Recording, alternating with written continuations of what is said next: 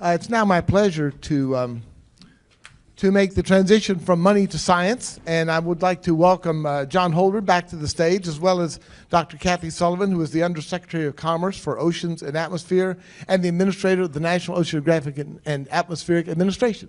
Thank you. Very good to see you. Thanks, Dan.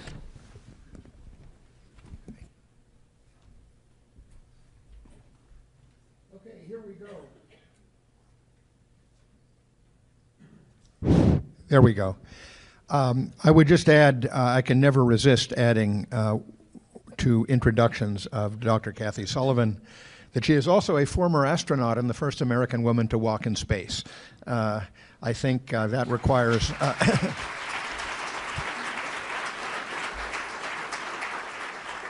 that possibly requires even more courage than testifying before Congress. Kathy, it's really great to have you here. You're a great partner and leader on water efforts in the administration, on climate change, on the oceans, a lot more. We really appreciate your personal engagement on these issues.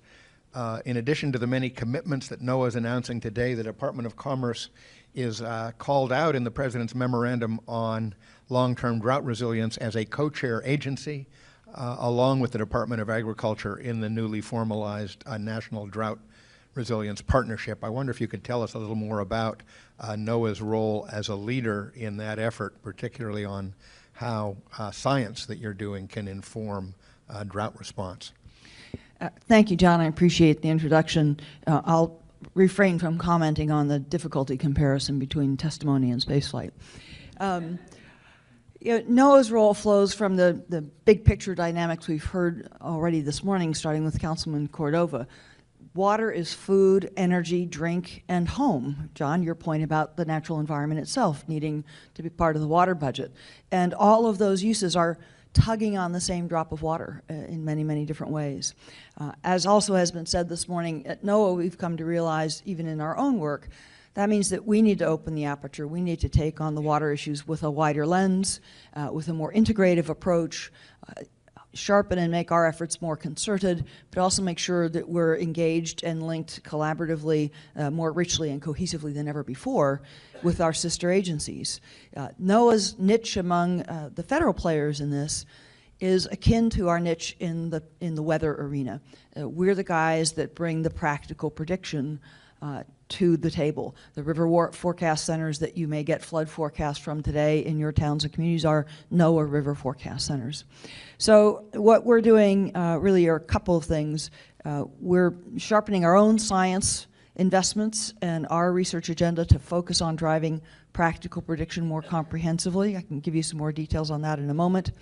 With respect to the President's memorandum on drought, he calls on us at NOAA, again, working with our partners, especially U.S. Geological Survey and Department of Agriculture, to improve not just our river forecasting, but really push forward on our ability to forecast precipitation. I know we've got colleagues in the audience here today from Sonoma County Water Authority, for example, where we've been working very closely for a number of years to try to get the incoming precipitation forecasts high enough reliability and far enough out in time that that can factor into how reservoirs are managed. You can get both better water efficiency and water retention with the same high standard of flood protection that we need.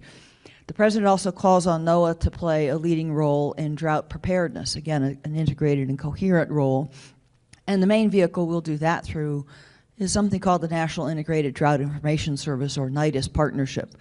This brings a number of federal agencies together into direct contact with state and local authorities and charges us all to pull our data together so we can characterize the drought conditions across the United States.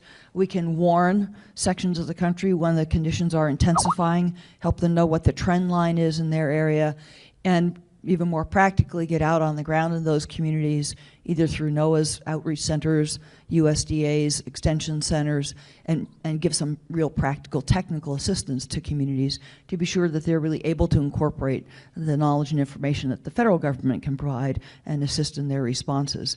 It's a great thing, I think we all recognize, for the President to have reformulated the Drought Resilience Partnership and really put it on a permanent footing rather than a periodically renewed commitment. Great. Kathy, you mentioned that NOAA is making important strides in hydrologic prediction. You have a new national water center located in Alabama. You're announcing today the release of a new national water model. Can you tell us a little more about that? Those are a couple of things I am probably the most excited about of the many, many things we've done during my tenure at NOAA. On the water model, NOAA's river forecasts today are issued for 4,000 discrete specific locations across the United States where the stream gauges are. In any state, even our largest state, that means there's maybe a couple hundred points across the entire surface of that state. The new water model will change 4,000 discrete points into almost a mesh-like structure of 2.7 million points. Virtually every state in the country, that means there'll be tens of thousands of forecast points. That will bring the reliability of information about what the impact is going to be down to neighborhood level, much more concretely. Not only the spatial density, 700 times the spatial density, but the new model will let us update that information 20 times faster. So it's really going to a forecast surface that's nearly continuous. The second step, and this is a 5-year evolution that we're embarked on in the NOAA Water Initiative, the second step, a very important one, will follow soon after, and that is to actually couple the freshwater watershed flooding models to the coastal storm surge and inundation models. If you live in coastal communities right now, you get 2 separate pieces of information. But what you're living with as a total water picture is the sum, the integration of both of those. So this step forward as we couple watershed to coast means we'll be able to provide high resolution, high fidelity total water forecast to 100 million Americans that today lack that kind of a forecast. And then the National Water Center, where we will certainly focus a lot of our work. The word national in that we are very committed to making sure is true. Not just national as in federal agencies, but national as in many of the partners and players here in this room. We see it as being a really powerful place that could be an incubator, an accelerator, a test bed for new research advances moving towards application and service to communities. Make sure we're talking with the users and needers of this information. And across the federal agencies, also a focal point for conversations about what should our integrated research agenda be to best both advance the frontiers of our knowledge of science and the hydrologic cycle, but also make sure we're driving useful information towards the folks that really need to manage and steward water out on the ground. It's a really exciting step forward. That's great. Thank you very much. We are about at the end of our very limited time and going to move on, therefore, to the next